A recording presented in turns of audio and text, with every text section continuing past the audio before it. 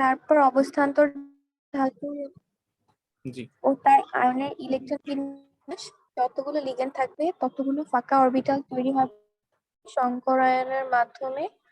ফাঁকা অরবিটালে লিগ্যান্ডের ইলেকট্রন দানের মাধ্যমে জটিল আয়ন বা জটিল তাহলে যদি সোজা কথাই বলি তাহলে প্রথমত হচ্ছে অবস্থান্তর ধাতু যেটা থাকবে সেটা জারণ সংখ্যাটা আমরা নির্ণয় করব, দেন হচ্ছে অবস্থান্তর ধাতু যে থাকবে সেটা এবং তার আয়ন, অবস্থান্তর ধাতুর যে আয়নগুলো আছে ওই আয়নটা মানে হচ্ছে ওই যৌগে যে আয়নটা থাকবে সেটার ইলেকট্রন বিন্যাসটা লিখবো, যতগুলা লিগ্যান্ড থাকবে ততগুলা ফাঁকা অরবিটাল তৈরি করতে হবে এবং সেটা হবে সংকরণের মাধ্যমে। সংকরণ কি এগুলা নিয়ে আমরা ডিটেইলস আলোচনা করব নেক্সট ক্লাসে, বাট এইখান থেকে জেনে রাখি যে যতগুলা ফাঁকা অরবিটাল মানে যতগুলা লিগ্যান্ড থাকবে ততগুলাই ফাঁকা অরবিটাল তৈরি হবে। আর ফাঁকা অরবিটাল গুলাতে হচ্ছে ওই লিগ্যান্ড ইলেকট্রন দান করার মাধ্যমে জটিল যৌগ বা জটিল আয়নটা গঠন করবে। গত ক্লাসে একটু বলছিলাম যে অবস্থান্তর ধাতুগুলা হচ্ছে কেন আসলে জটিল যৌগ গঠন করে। সো তুমি জানো যে ধরো আয়রনের কথাই যদি বলি, আয়রনের ইলেকট্রন বিন্যাস দেখলে কেমন হয়, লাস্ট একটু যদি জাস্ট দেখি 3d6 4s2, তাই না? তো Fe2+ এর যদি ইলেকট্রন বিন্যাস দেখি, Fe2+ এর ইলেকট্রন বিন্যাস তাহলে হয় কি 3d6। তাহলে Fe এটা একটা ডি ব্লক মৌল, আর এটার যেহেতু আয়নে ডি অরবিটালে অপূর্ণ আছে তাই এটা একটা অবস্থান্তর ধাতু। এইটুকু তো কনফার্ম, মানে এইটুকু তো বুঝি, তাই না? আচ্ছা, এইটুকু তো জি বুঝি তাই ভাইয়া। না? জি, একটু রেসপন্স করবা। তো Fe2+ বা হচ্ছে আয়রন, এটা হচ্ছে জটিল যৌগ গঠন করে। কারণটা হচ্ছে আমরা জানি যে লিগ্যান্ড যেগুলো আছে, যেমন মনে করো NH3, এটাতে এক জোড়া মুক্তজ ইলেকট্রন আছে, এরা হচ্ছে ইলেকট্রন দান করতে পারে। আবার এইখান থেকে বোঝা যাচ্ছে যে অবস্থান্তর ধাতুগুলার যে আয়নগুলো আছে এই আয়নগুলা যেহেতু অপূর্ণ তাই এই লিগ্যান্ড গুলা এই অরবিটাল ইলেকট্রন দান করতে পারে। হ্যাঁ, ধরো 4 জোড়া ইলেকট্রন দিলে কি হয়ে যাবে, ধরো এখানে 3d ভাইয়া গ্যাস কথা আছে। শোনা যাচ্ছে না। এখন শোনা যায়? হ্যাঁ এখন ঠিক আছে। গুড। সো যেটা বলতেছিলাম সেটা হচ্ছে যে এই অবস্থান্তর ধাতুগুলা ডি অরবিটাল যেহেতু অপূর্ণ থাকে তাই লিগ্যান্ড ইলেকট্রন দিয়ে পূর্ণ করতে পারে, এন্ড দ্যাটস ওয়াই এই অবস্থান্তর ধাতুগুলো হচ্ছে তোমার জটিল যৌগ গঠন করে। এটা হচ্ছে একদম বেসিক কথা। যদি খ নাম্বারের কোশ্চেন আসে কখনো যে অবস্থান্তর ধাতুগুলা জটিল যৌগ কেন গঠন করে, সোজা উত্তরটা হচ্ছে কি যে অবস্থান্তর ধাতুর অরবিটাল গুলা হচ্ছে অপূর্ণ থাকে তাই পূর্ণ করার জন্য লিগ্যান্ডের কাছ থেকে ইলেকট্রন নেয়, আর লিগ্যান্ডের সাথে যখনই যুক্ত হয় তখন জটিল যৌগটা গঠন হয়। বোঝা গেছে? জি ভাইয়া। ওকে। আর জারণ সংখ্যা কিভাবে বের করে এটা বের করতে তো পারো তাই না? আমরা হচ্ছে সেকেন্ড পেপার থার্ড চ্যাপ্টারে দেখছি, তাই না? জি ভাইয়া। সো একটা জটিল যৌগ লিখতেছি K4FeCN6, এটা একটা জটিল যৌগ, কোনো কনফিউশন আছে? না ভাইয়া। নাই। এইখানে আয়রন হচ্ছে একটা অবস্থান্তর ধাতু, রাইট? না ভাইয়া কনফিউশন নাই। গুড। সো এই অবস্থান এই K4FeCN6 এটাকে বলা হয় পটাশিয়াম ফেরোসায়ানাইড। পটাশিয়াম ফেরোসায়ানাইড, এই যৌগটার নাম কি? Potassium ferrocyanide. Right. Potassium ferrocyanide এই যৌগটাতে, এই জটিল যৌগটাতে এখানে আয়রনের জারণ সংখ্যা কত বলতে পারবা? ভাইয়া 6। না, আমরা একটু বের করি। ওই যে মনে আছে H2SO4, এইখানে সালফারের জারণ সংখ্যা কত বলো তো? কিভাবে বের করতাম মনে আছে? এক্স ধরে। মাইনাস। জি ভাইয়া। এইখানে আমরা কিভাবে বের করতাম যে হাইড্রোজেনের হচ্ছে জারণ সংখ্যা কত 1 এক্স ধরে। ইন্টু 2 প্লাস সালফারের হচ্ছে x, অক্সিজেনের হচ্ছে কত -2 ইন্টু 4 ইকুয়ালস টু 0। সো এখান থেকে ক্যালকুলেশন করলে কত হয়, x ইকুয়াল টু আসে -8 +2 -6, ওই পাশে গিয়ে হয় +6। সো এখানে সালফারের জারণ সংখ্যা হচ্ছে কত +6, রাইট? জি তাহলে একটু ভাইয়া। বলো এখানে K4FeCN6 এ আয়রনের জারণ সংখ্যা কত হবে? ভাইয়া কে এর জারণ সংখ্যা পটাশিয়াম। কত 1 না? Potassium, right, 1। যোজনী হচ্ছে জারণ সংখ্যা ধাতুর ক্ষেত্রে। জি ভাইয়া। সো এখানে হবে 4 আর প্লাস সিএন এর। x। আর সায়ানাইড যেটা হচ্ছে এটা হচ্ছে -1, কারণ এখানে জি ভাইয়া। Cyanide ion, so -1, so -6। Equals to 0। So calculation করলে কত হয়, -2, ওই পাশে গিয়ে হয় +2। বোঝা গেছে, এখানে আয়রন জারণ সংখ্যা হচ্ছে +2। জি বুঝছো? ভাইয়া। আচ্ছা, +2 এই কথাটা জি মানে ভাইয়া। হচ্ছে এই জটিল যৌগটাতে আয়রন আছে Fe2+ হিসেবে। ওকে, জি ভাইয়া। তার মানে এইটা মোটামুটি বুঝে ফেলছি যে K4Fe-CN6 এ অবস্থান্তর ধাতু আয়রন, এটা আয়নটা হচ্ছে Fe2+। বুঝতে পেরেছো? জি বুঝতে ভাইয়া। পেরেছো? যদি বুঝে থাকো তাহলে এটা বলো তো, K3Fe-CN6 এই জটিল যৌগটাতে আয়রনের জারণ সংখ্যা কত?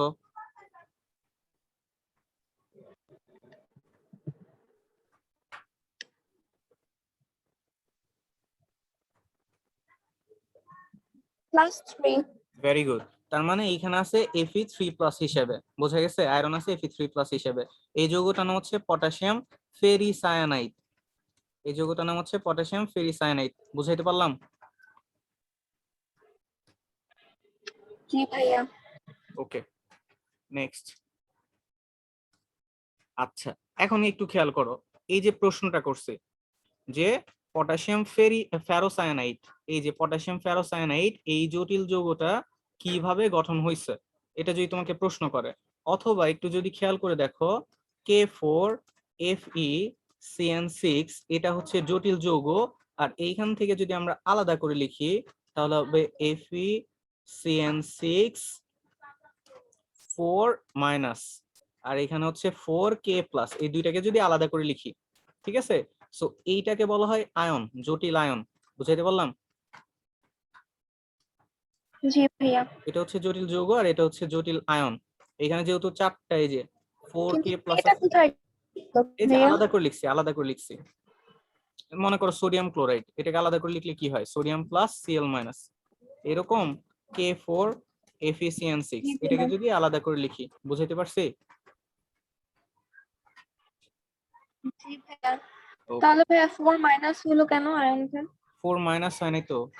আচ্ছা, এখানে খেয়াল করো, হ্যাঁ ঠিক আছে, পটাশিয়াম তো ধাতু, সো কি হবে K+। তাহলে এই পাশের পুরোটাকে যদি ধরো, এটা কি মাইনাস হবে না? এই যে সোডিয়াম Cl- হয়। জি ভাইয়া। বুঝতে পারছো? জি ভাইয়া। জি ভাইয়া। ওকে, আহ তাহলে আমরা জটিল যৌগ গঠনের স্টেপ গুলা কি কি বলছিলাম? প্রথম স্টেপটা কি ছিল? প্রথম আয়ন স্টেপ, সংখ্যা নির্ণয়। রাইট। তাহলে দেখো, প্রথমে আমরা কি করলাম, এই যে স্টেপ 1, পটাশিয়াম ফেরোসায়ানাইডে আয়রনের জারণ সংখ্যা হচ্ছে +2। বুঝতে পারছো? জি ভাইয়া। 2 নম্বর স্টেপ কি ছিল? অবস্থান্তর ধাতু এবং তার আয়নের ইলেকট্রন বিন্যাস। তাহলে অবস্থান্তর ধাতু জি এখানে কে? ভাইয়া। এখানে অবস্থান্তর ধাতু হচ্ছে আয়রন, সো আয়রন 26, ওর ইলেকট্রন বিন্যাস কি? Argon 3d6 4s2। বুঝছো? বুঝছো? আর অবস্থান্তর ধাতু যে আয়নটা আছে সেটার ইলেকট্রন বিন্যাস হচ্ছে Fe2+, আর্গন 3d6 4s0। বোঝা গেছে স্টেপ 2? ভাইয়া। আচ্ছা, স্টেপ 3 তে কি ছিল? স্টেপ 3, ভাইয়া কথা শুনতে পাচ্ছি না। জি স্টেপ 3 তে কি ছিল? স্টেপ 3 দুইটা স্টেপ তো বুঝছি, স্টেপ 1 স্টেপ 2 হ্যাঁ, যতগুলো লিগেন্ড থাকবে ততগুলো হচ্ছে ফাঁকা অরবিটাল থাকে। গঠন হবে, রাইট। তাহলে K4Fe-CN6 এর লিগ্যান্ড কোনটা বলো তো? লিগ্যান্ড কোনটা? হ্যাঁ, এখানে তো সিএনও আছে, এফইও আছে। না, Fe তো অবস্থান্তর ধাতু, Fe তো লিগ্যান্ড না, Fe হচ্ছে অবস্থান্তর ধাতু। লিগ্যান্ড কোনটা?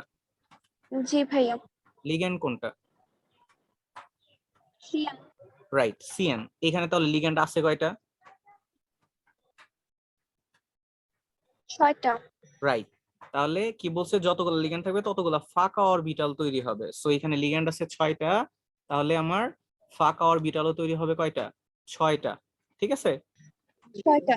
আচ্ছা, তাহলে একটু যদি খেয়াল করে দেখি যে Fe2+ ইলেকট্রন বিন্যাস কি? Argon 3d6 4s0, right? আচ্ছা, এখন হচ্ছে এখানে একটু খেয়াল করে দেখো, কি বলছি, যতগুলো লিগ্যান্ড থাকবে ততগুলো ফাঁকা অরবিটাল তৈরি হবে কিসের মাধ্যমে? সংকরায়নের মাধ্যমে। কিসের মাধ্যমে? সংকরায়নের মাধ্যমে। এখন সংকরায়ন সম্পর্কে সংকরায়ন। আইডিয়া আছে? সংকরায়ন সম্পর্কে আইডিয়া আছে? না ভাইয়া। আচ্ছা, আমি খুব সহজভাবে বলি, বিভিন্ন অরবিটাল একত্র হয়ে যাওয়ার এই প্রক্রিয়াটা হচ্ছে সংকরায়ন। সংকর তো বোঝো, হাইব্রিড।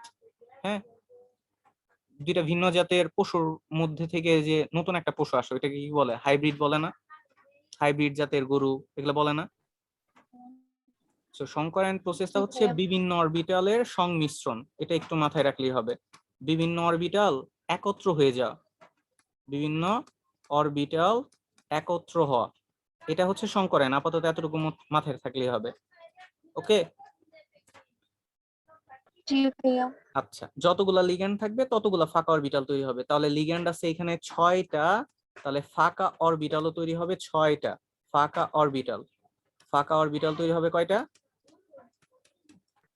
সংকরায়ন। 6টা। এখন একটু খেয়াল করো, আমি যদি এটাকে একটু ভেঙে লিখি 3d6 4s0, তাহলে ডি অরবিটাল কয়টা টোটাল বলো তো? ডি অরবিটাল কয়টা?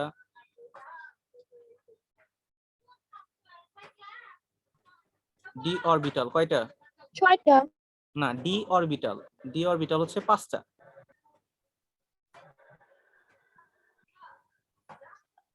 জি ভাইয়া। ডি অরবিটাল হচ্ছে 5টা। সো যেটাকে আমরা বলি ওই যে 3dxy 3dyz 3dzx, এইগুলা ডি অরবিটাল হচ্ছে কয়টা? 5টা। ঠিক আছে। আর এইখানে কি আছে? 4s। জি ভাইয়া। তাহলে এটা হচ্ছে 3d আর এটা হচ্ছে 4s। আচ্ছা, এখন একটু খেয়াল করো তো, এইখানে ডি অরবিটালে কয়টা ইলেকট্রন আছে? 6টা। 6টা। প্রথমে অরবিটাল গুলাতে ইলেকট্রন যায় কয়টা করে? একটা করে। সো এইখানে একটা, এইখানে একটা, এইখানে একটা, এইখানে একটা, এইখানে একটা, 5টা গেল। দেন এইখানে একটা, 6টা। বোঝা গেছে? জি ভাইয়া। আমি এখানে জাস্ট Fe2+ এর যে ইলেকট্রনীয় কাঠামোটা আছে এইটাকে হচ্ছে এই যে বক্স পদ্ধতিতে লিখতেছি। বোঝা গেছে?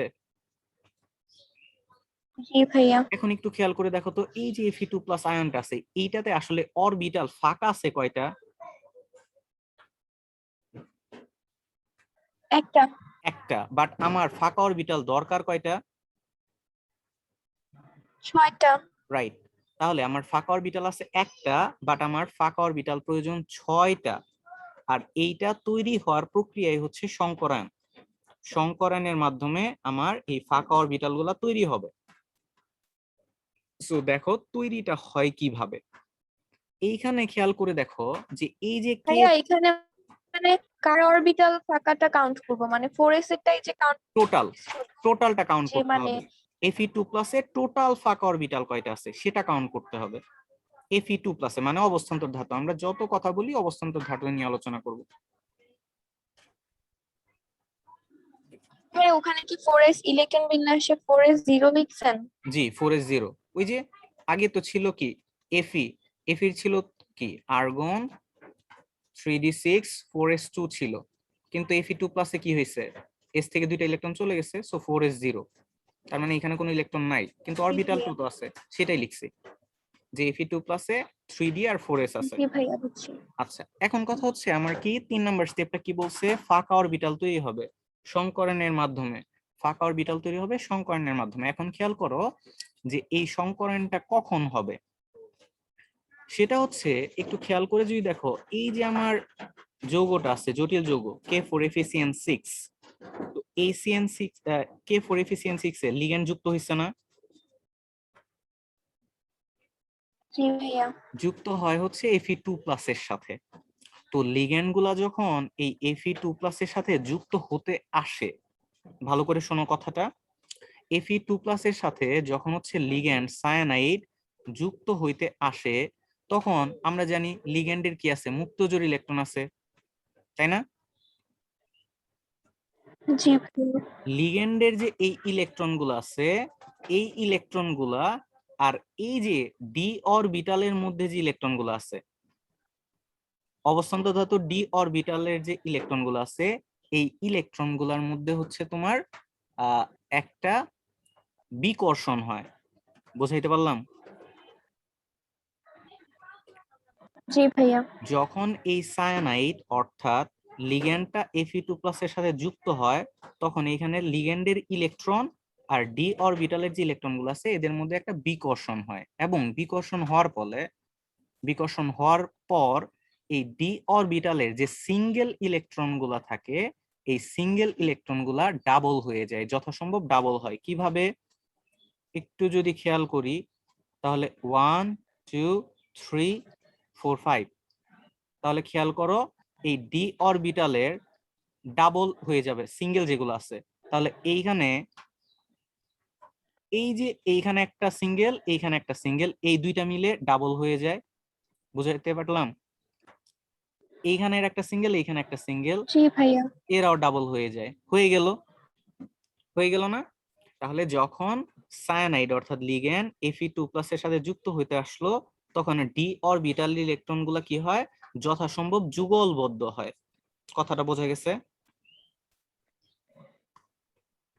জি এখন ভাইয়া। তাহলে অরবিটাল ফাঁকা হইলো কয়টা? একটা, দুইটা, তিনটা, তাই না? আমার আরো কয়টা প্রয়োজন? 6টা জি ফাঁকা ভাইয়া। অরবিটাল প্রয়োজন, আরো 3টা অরবিটাল প্রয়োজন। তখন যেটা করে, এই 4s এর পরের অরবিটালটা কি বলতে পারবা? 4s এর পরে? এফ। না, 4 ভাইয়া নাম্বার। এফ না? না না না, 3d, 4, চতুর্থ শক্তি স্তরে অরবিটাল কি কি আছে? 4s, 4p, 4p। 4d, 4f, very good, 4p। তাহলে এই 4s এর পরের যে অরবিটাল আছে 4p, আর p অরবিটাল হচ্ছে কয়টা? 3টা। 1 2 3। সো এই যে এইখানে এটা হচ্ছে 4s, এটা হচ্ছে 4p, ঠিক আছে? তখন যেটা হয় সেটা হচ্ছে জি ভাইয়া।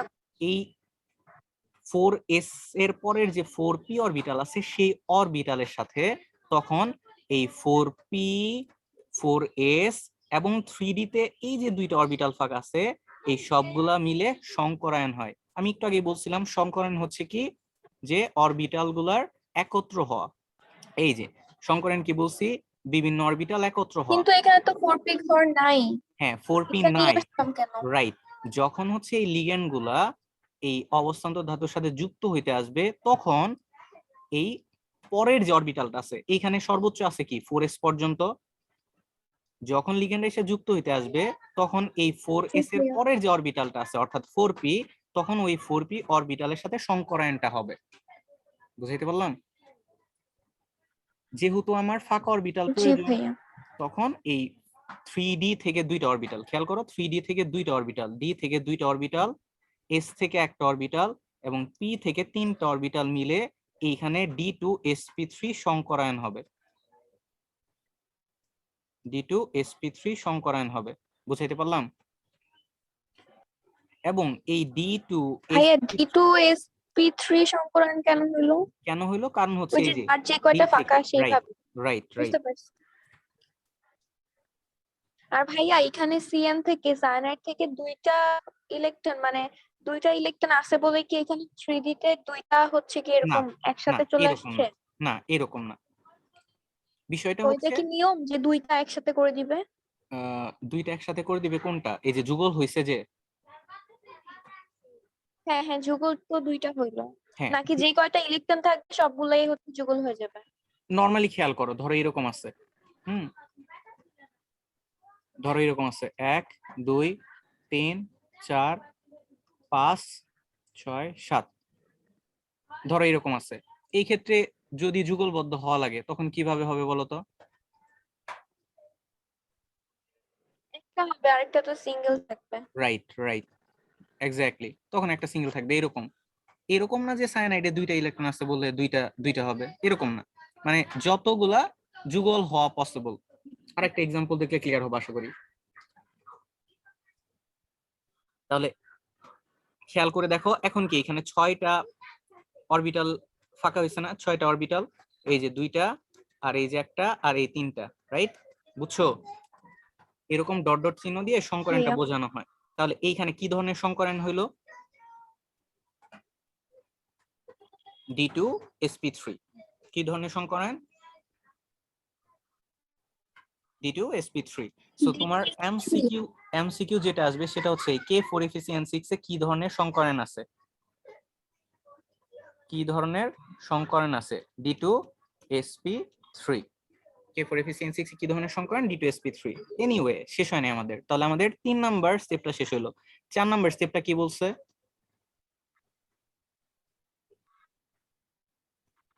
ফাঁকা অরবিটালে লিগ্যান্ডের ইলেকট্রন দানের মাধ্যমে জটিল আয়ন বা জটিল যৌগ গঠন। গুড। আমরা জানি প্রতিটা অরবিটালের ইলেকট্রন ধারণ ক্ষমতা কয়টা করে বলো তো?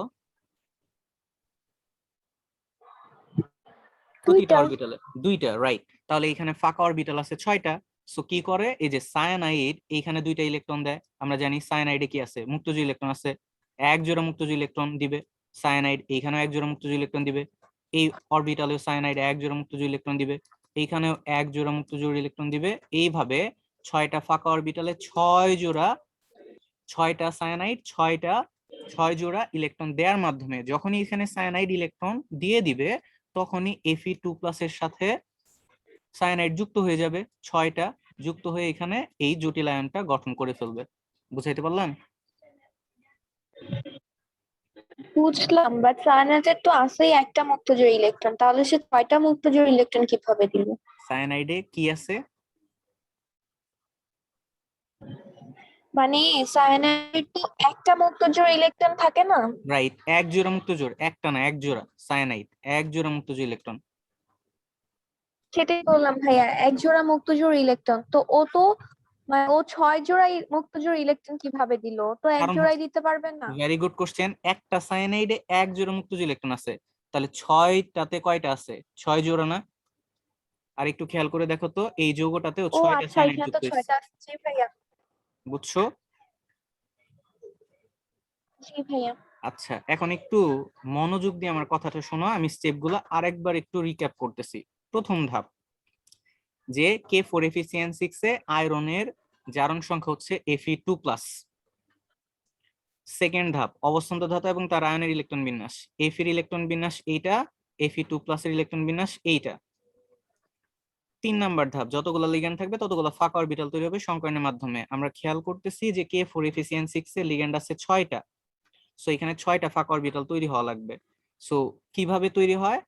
যখন Fe2+ এর সাথে লিগ্যান্ড এসে যুক্ত হয় তখন লিগ্যান্ডের ইলেকট্রন এবং Fe2+ এর ডি অরবিটালের মধ্যে বিকর্ষণ হয়, হয়ে ডি অরবিটাল ইলেকট্রনগুলো যথাসম্ভব যুগলবদ্ধ হয় এবং তারপরের যে অরবিটালটা আছে 4s এর পরের অরবিটাল 4p, সেই পরের অরবিটালের সাথে সংকরায়নের মাধ্যমে ফাঁকা অরবিটালগুলো তৈরি হয় এবং ফাইনালি এই ফাঁকা অরবিটালগুলোতে লিগ্যান্ড ইলেকট্রন দেওয়ার মাধ্যমে জটিল আয়ন তথা জটিল যৌগটা গঠন করে। বুঝাইতে পারলাম? জি ভাইয়া। আচ্ছা, এই কথাগুলাই হচ্ছে লিখতে হবে। এখন এইখানে থেকে যে প্রশ্নগুলো আসে সেই প্রশ্নগুলো একটু দেখে নাও। এখান থেকে খুব গুরুত্বপূর্ণ কিছু প্রশ্ন আসে, সেটা হচ্ছে এই K4FeCN6 এর লিগ্যান্ড আছে কয়টা?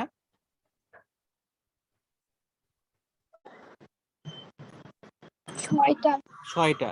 সো এটার সন্নিবেশ সংখ্যা হচ্ছে 6। যতগুলো লিগ্যান্ড যুক্ত থাকে তার সন্নিবেশ সংখ্যা হচ্ছে তত। সো প্রশ্ন করে একটা জটিল যৌগ দিয়ে বলবে এই যৌগে সন্নিবেশ সংখ্যা কত? সন্নিবেশ সংখ্যা হচ্ছে এই যৌগে 6। যদি এখানে 4 থাকতো তাহলে লিগ্যান্ড সন্নিবেশ সংখ্যা হতো 4। বুঝাইতে পারলাম?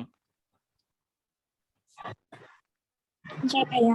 আচ্ছা, যেমন এটা একটা জটিল যৌগ, আরেকটা, এটার নাম হচ্ছে টেট্টামিন কিউপিক সালফেট। সো টেট্টামিন কিউপিক সালফেটে এইখানে লিগ্যান্ড আছে কয়টা বলো তো?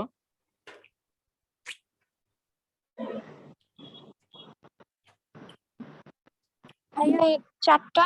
ভেরি গুড, তাহলে এখানে সন্নিবেশ সংখ্যা হচ্ছে 4। বুঝছো? জি ভাইয়া। আচ্ছা, এই এইখান থেকে এটা একটু মাথায় রাখতে হবে, জটিল যৌগ কিভাবে গঠন করে, এটাই হচ্ছে বেসিক। এরপরে যদি কিছু এক্সাম্পল দেখো তাহলে আশা করি বুঝতে পারবা।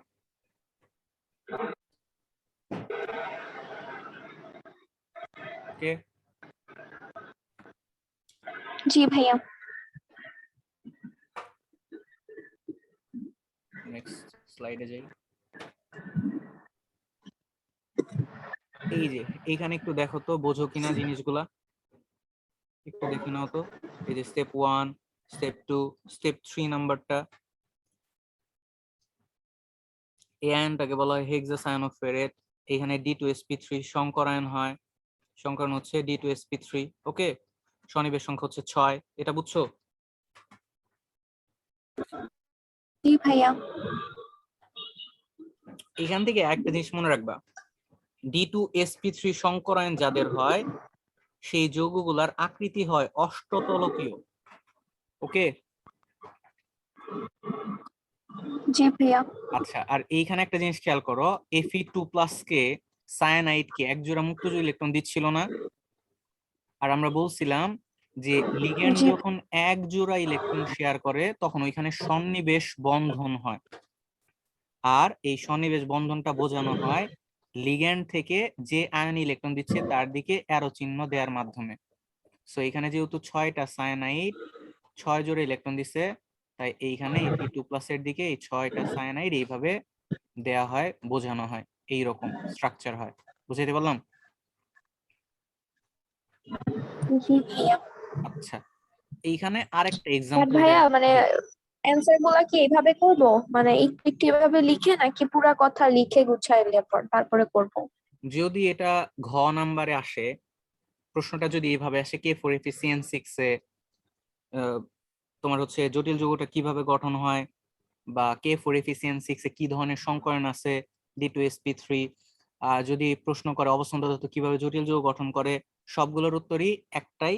এবং তুমি ইচ্ছা করলে এইভাবে স্টেপ বাই স্টেপও দিতে পারো, অথবা স্টেপগুলো না লিখে শুধু এই কথাগুলো লিখে দিবা। প্রথমে এই যে আমাদের যে ওইখানে যে কথাগুলো আছে এই কথাগুলো লিখে দিতে হবে। এই এই যে এখানে 4টা যে স্টেপ আছে এই স্টেপগুলো আগে কথা বলে দিবা, এরপর হচ্ছে তুমি হচ্ছে এই যে এই পেজের যেটা আছে সেটা দিয়ে দিবা, এই পর্যন্ত দিয়ে দিতে হবে। ঠিক আছে, 1 2 3 4 5 এই পর্যন্ত দিয়ে দিতে হবে। ওকে, ক্লিয়ার কিনা? ভাইয়া লাস্ট কথা তো শোনা যায় নাই। বললাম মানে যে এরকম ধাপগুলো লিখবো তারপর?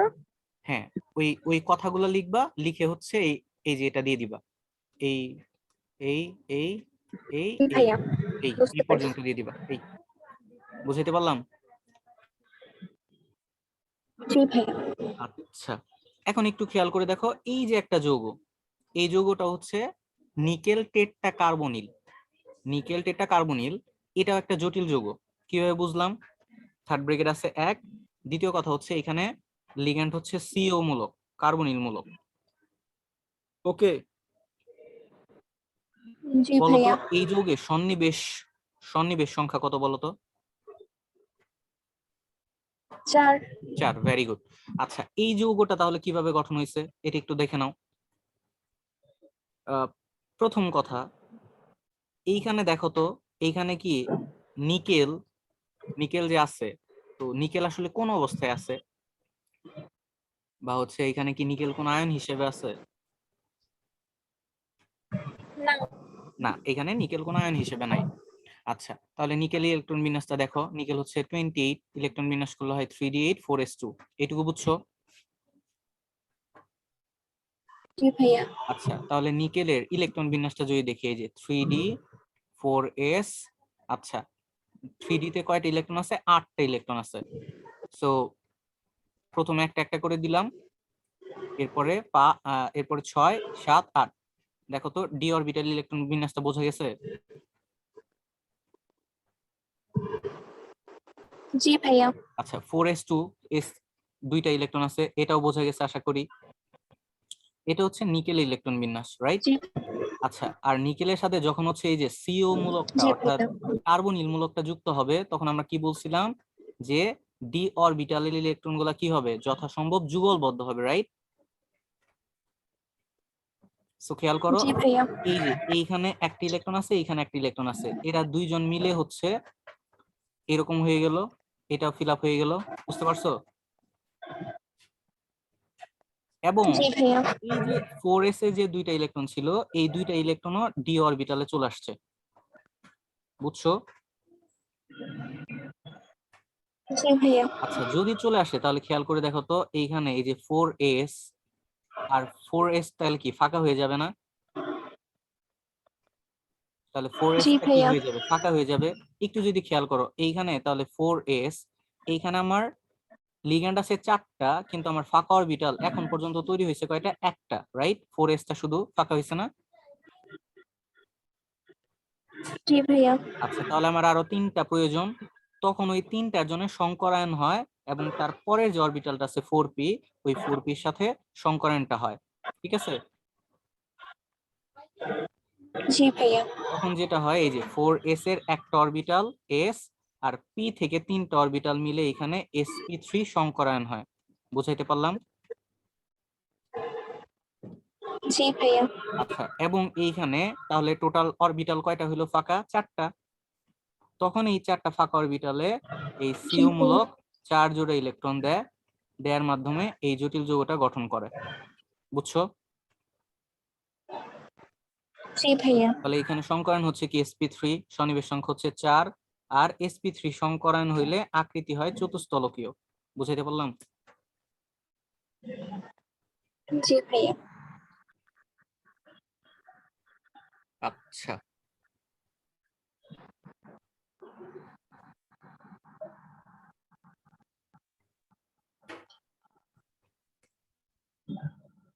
ওকে। আহ এইগুলো একটু হায়ার লেভেলের সিকিউ। এটা খেয়াল করো, দেখি এটা তুমি পারো কিনা।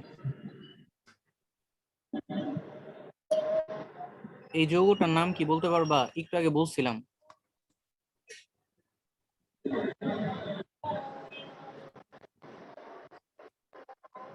কোনটা ভাইয়া, ফার্স্ট এটা না সেকেন্ড এটা?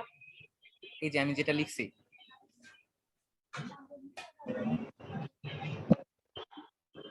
ছিল না ভাইয়া, কি যেন ছিল, বড় নাম। জি, এটার নাম হচ্ছে টেট্টাঅ্যামিন কিউপ্রিক সালফেট। কি নাম? Tetrammine cubic sulphate. Tetrammine cupric sulphate, cupric sulphate. আমি যদি এইখানে অবস্থান্ত ধাতু কোনটা বলো তো? NH3। NH3 অবস্থান্ত ধাতু, NH3 ধাতু। ও না না, সরি ভাইয়া, NH তো হচ্ছে ইয়া আপনার কি যেন, লিগ্যান্ড। আমি লিগ্যান্ড, লিগ্যান্ড বলে NH3 ফেলছি। হচ্ছে লিগ্যান্ড, আর কপার হচ্ছে অবস্থান্ত ধাতু। এইখানে জি ভাইয়া। এখানে লিগ্যান্ড আছে কয়টা? 4টা। সন্নিবেশ সংখ্যা হচ্ছে 4। বুঝা গেছে? এখন আমি যদি তোমাকে প্রশ্ন করি, ভাইয়া। কপার এই যৌগটা, এই জটিল যৌগটা কিভাবে গঠন করছে, বা এই জটিল যৌগটা কিভাবে গঠিত হয়েছে, তাহলে কি করবা প্রথমে বলো তো? ইলেকট্রন বিন্যাস করব। ইলেকট্রন বিন্যাস করবা কার?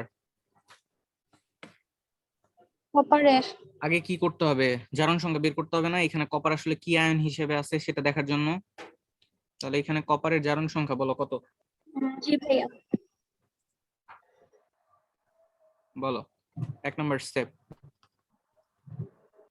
স্টেপ 1, এখানে বলো কপারের জারণ সংখ্যা কত? ভাইয়া NH3 চার সংখ্যা হচ্ছে, 0। ওইটা তো এক্স দিয়ে বের করবো মানে। NH3 একটা যৌগ, যৌগের জারণ সংখ্যা হয় 0। কোন যৌগের জারণ জি সংখ্যা, ভাইয়া। জারণ সংখ্যা এই 0 হয়। ফোর এর তো -2। জি, সালফেট হচ্ছে সেটা তো -2, কাউন্ট রাইট। হবে না। তাহলে কপারের জারণ সংখ্যা কত হবে? 0। না, কপারের জারণ সংখ্যা কত?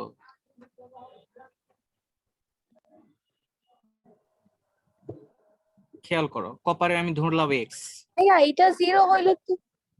Copper x. NH3 0, 0 ইন্টু জি 4, ভাইয়া। প্লাস সালফেট কত? সালফেট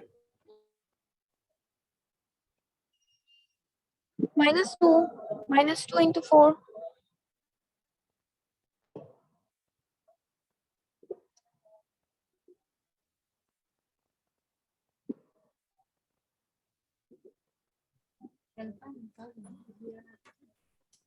হ্যাঁ, তাহলে খেয়াল করো এইখানে সালফেট, জারণ সংখ্যা কত বলো? সালফেটের ভাইয়া জারণ সংখ্যা, -2। Very good, -2। ইকুয়ালস টু হচ্ছে 0, কারণ একটা যৌগের জারণ সংখ্যা হচ্ছে 0। সো এখানে হয় x minus 2 equal to 0, so x equal to +2। বুঝছো? সো এখানে কপারের জারণ সংখ্যা হচ্ছে +2। জি ভাইয়া। আচ্ছা, স্টেপ 2 কি ছিল? ইলেকট্রন বিন্যাস। রাইট, কপার ইলেকট্রন বিন্যাস। সো কপার ইলেকট্রন বিন্যাস করলে কি হবে? Argon 3d10 4s1। ঠিক আছে, আর্গনের, সরি, কপারের। জি ভাইয়া। আর কপার 2 এর ইলেকট্রন বিন্যাস তাহলে কি হবে? Argon 3D 3d9 4s0। বোঝা গেল?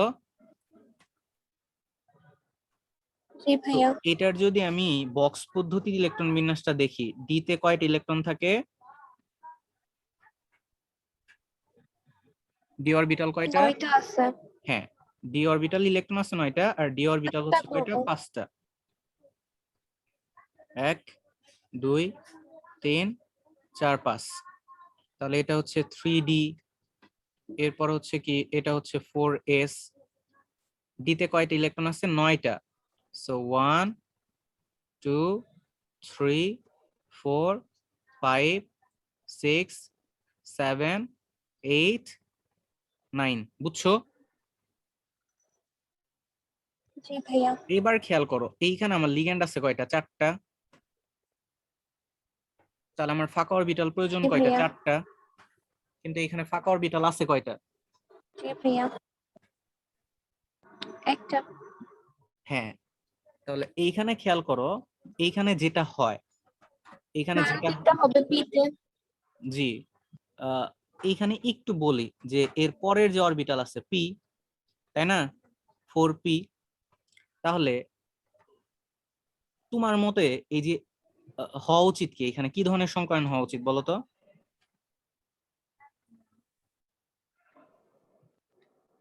ভাইয়া sp3। ভেরি গুড, তোমার মতে হওয়া উচিত হচ্ছে sp3, একটা s আর 3টা p মিলে sp3 সংকরণ হওয়া উচিত, এবং তাহলে 4টা ফাঁকা অরবিটাল তৈরি হয়ে যাবে, তাই না? তাই তো নাকি? ভাইয়া কথা শোনা যাচ্ছে না। হ্যাঁ, আমি বললাম যে এইখানে তোমার মতে sp3 সংকরণ হওয়া উচিত, তাহলে sp3 সংকরণ হইলেই 4টা ফাঁকা অরবিটাল তৈরি হয়ে যাবে, তাই না? জি ভাইয়া। আচ্ছা, কিন্তু এইখানে আসলে sp3 সংকরণটা হবে না। এখানে sp3 সংকরণ হবে না, কারণটা কি? আমরা একটু আগে বলছিলাম যে sp3 সংকরণ হলে আকৃতিটা কেমন হয় যৌগের? চতুস্তলকীয়, তাই না? জি ভাইয়া। কিন্তু বাস্তবে আসলে দেখা গেছে এই টেট্রামিন কিউপ্রিক সালফেট, এটার আকৃতিটা হচ্ছে আসলে সমতলীয় বর্গাকার।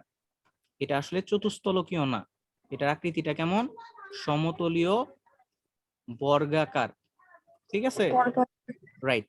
তার মানে এখানে কি আসলে sp3 জি ভাইয়া। সংকরণটা হবে না। এতটুকু তো বোঝা গেছে, ঠিক আছে?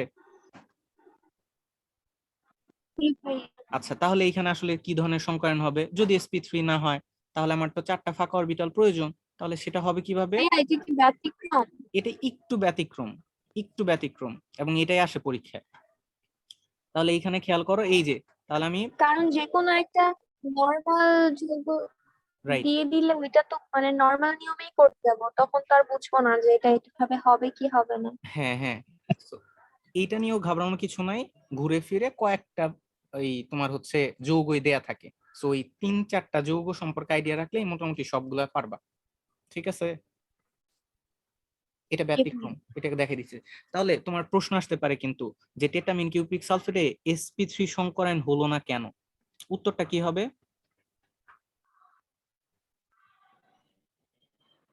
sp3 এর আকৃতি চতুস্তলকীয়, চুম্বক চতুস্তলকীয়। চতুস্তলকীয়, কিন্তু কিন্তু টেট্রামিন কিউপ্রিক সালফেটের তেটা আকৃতি হচ্ছে এটা কি যেন ছিল না? টেট্রামিন কিউপ্রিক সালফেট, টেট্রামিন কিউপ্রিক সালফেটের আকৃতি হচ্ছে সমতলীয় বর্গাকার। দ্যাটস ওয়াই এখানে sp3 সংকরণ হয় না। ওকে, জি ভাইয়া। আচ্ছা, এখন একটু বলে দেই, এই সমতলীয় বর্গাকারটা হবে যখনই এখানে DsP2 অথবা sp2d সংকরায়ন হবে। ঠিক আছে, ডিএসপি এটা টু। বুঝলাম না, মানে টিএসপি।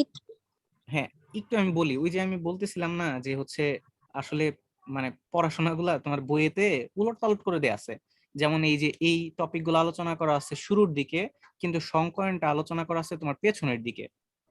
তো সংকরণটা পড়ে আসলে মোটামুটি এই টপিক গুলা বুঝতে আর কি সুবিধা হয়। কিন্তু যেহেতু আমরা সংকরণটা পড়ি নাই, সংকরণ যেহেতু পরে আছে, তো ওইখান থেকে মোটামুটি একটু ধারণা নেই যে সংকরণ বিভিন্ন ধরনের সংকরণ আছে। sp2, sp, sp2d, তারপর হচ্ছে sp3, বিভিন্ন ধরনের সংকরণ আছে। তো যে সকল যৌগে sp2d বা হচ্ছে বা dsp2 সংকরণ হয়, তাদের আকৃতিগুলা হয় এই সমতলীয় বর্গাকার। প্রত্যেকটা সংকরণের জন্য আলাদা আলাদা আকৃতি আছে, ঠিক আছে? যেমন sp3 এর আকৃতি হচ্ছে তোমার জি ভাইয়া, চতুস্তলকীয়। বুঝতে পারছি। আচ্ছা, তাহলে আমরা কি বুঝলাম যে সমতলীয় বর্গাকার হওয়ার জন্য আমার কি ধরনের সংকরণ হওয়া লাগে? dsp2 অথবা sp2d, ঠিক আছে? জি তাহলে ভাইয়া। টেট্রামিন কিউপ্রিক সালফেটও আমার কি হবে? আইদার dsp2 অথবা sp2d সংকরণ হবে, তাই না?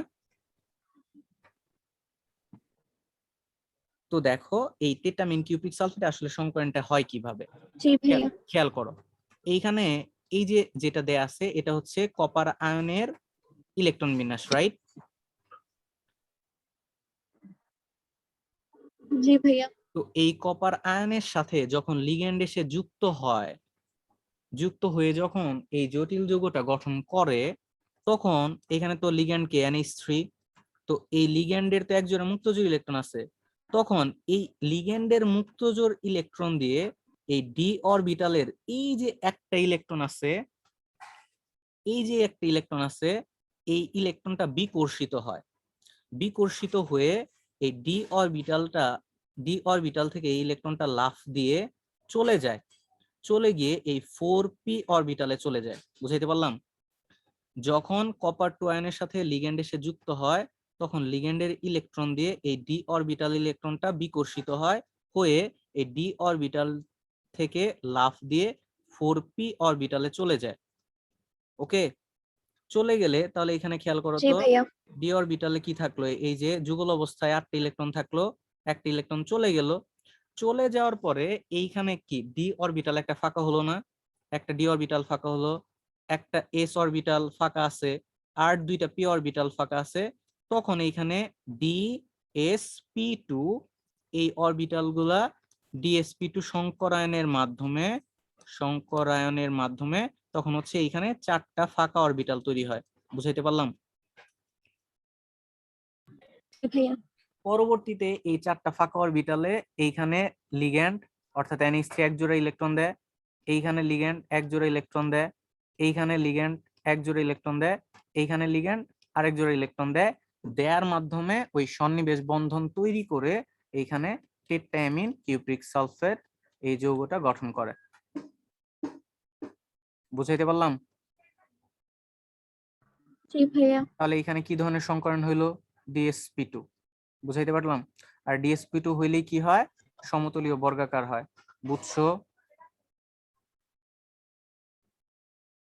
জি ভাইয়া।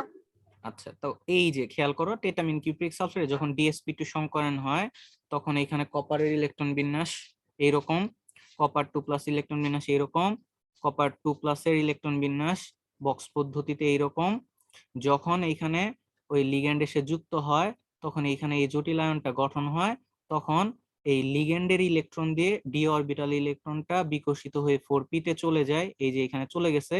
এবং ডি থেকে একটা ফাঁকা অরবিটাল, এস থেকে একটা ফাঁকা অরবিটাল এবং পি থেকে দুইটা ফাঁকা অরবিটাল মিলে ডিএসপি2 সংকরায়ন ঘটে।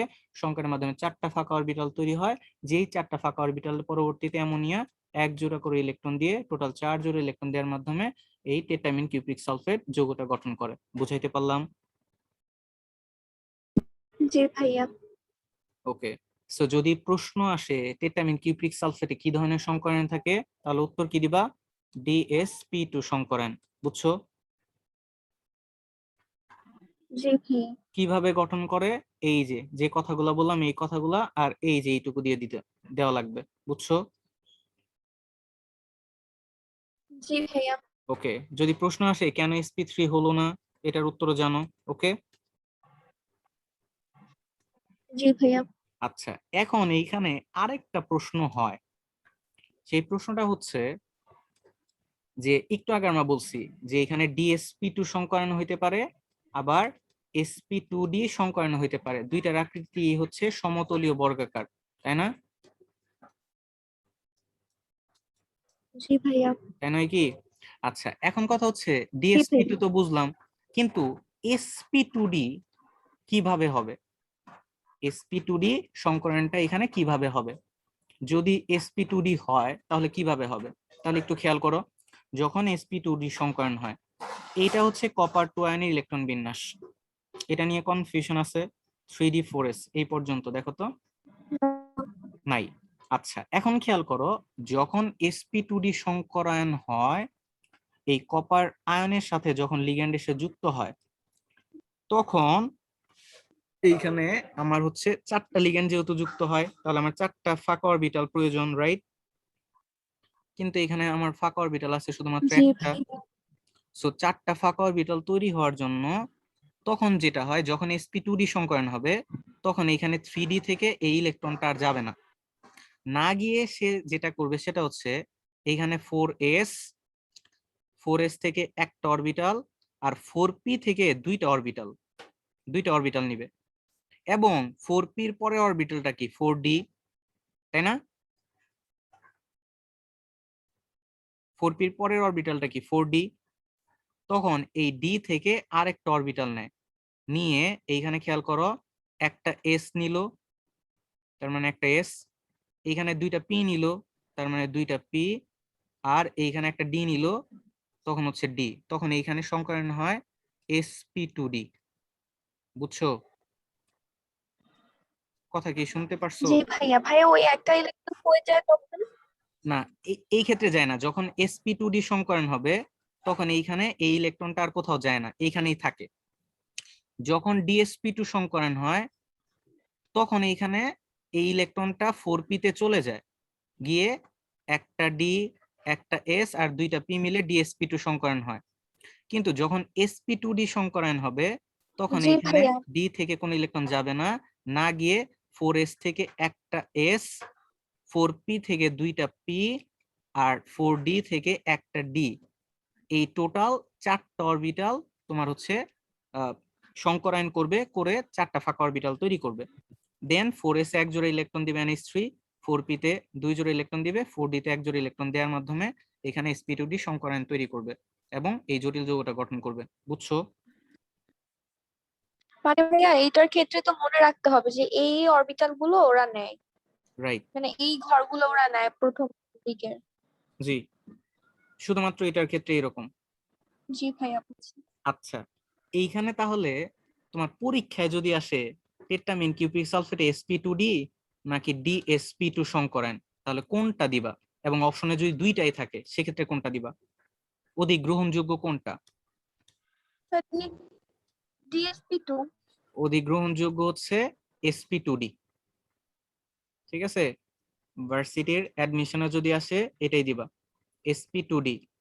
আর সিকিউতে যদি আসে যে কোনো একটা দিলেই হবে, যে কোনো একটা দিলেই হবে। ঠিক আছে, সিকিউতে যদি আসে, বাট এমসিকিউতে আসলে অবশ্যই sp2d দিবা, এটা অধিক গ্রহণযোগ্য। dsp2 এটা দেয়া আছে হচ্ছে কবির স্যারের বইতে, আর জি sp2d দেয়া ভাইয়া আছে তাহলে হচ্ছে সব আজরিনার। জায়গায় এটা দিবেন। জি, আচ্ছা ঠিক আছে, বোঝা গেল তাহলে। জি ভাইয়া। তাহলে জটিল যৌগের আমাদের হচ্ছে এই অবস্থান ধাতুর জটিল যৌগ গঠন যেটা আছে এটা আমাদের শেষ। ওকে। জি ভাইয়া। আচ্ছা, তুমি একটা ছোট্ট কাজ করো, সেটা হচ্ছে আমাদের যে দাগানো বইটা আছে, এই দাগানো বইটাতে তোমার হচ্ছে এই যে জিনিসগুলা, আমি এখন থেকে ইও দেখাই দিব, তোমার দাগানো বই থেকে কোনটা কোনটা পড়তে হবে। এইখান থেকে এই যে অবস্থান্ত ধাতুর জটিলায়ন বা জটিল যৌগ গঠন, এটা এখনই একটু, আমি তোমাকে 5 মিনিট একটু ব্রেক দিতেছি, তুমি 189 পৃষ্ঠার এটা একটু পড়বা এখান থেকে, এইখান থেকে 189, তারপর হচ্ছে 190, এই পর্যন্ত একটু পড়ো। এই পর্যন্ত একটু পড়ো, ঠিক আছে? ওকে, ঠিক আছে। 5 মিনিট পর আমরা আবার শুরু করব। 6টা 9 বাজে, আমরা 6টা 15-তে আবার শুরু করব, কেমন? আচ্ছা ভাইয়া। বইটা আছে তোমার কাছে, পিডিএফ? হ্যাঁ ভাইয়া। ওকে, এখন একটু পড়ে ফেলো।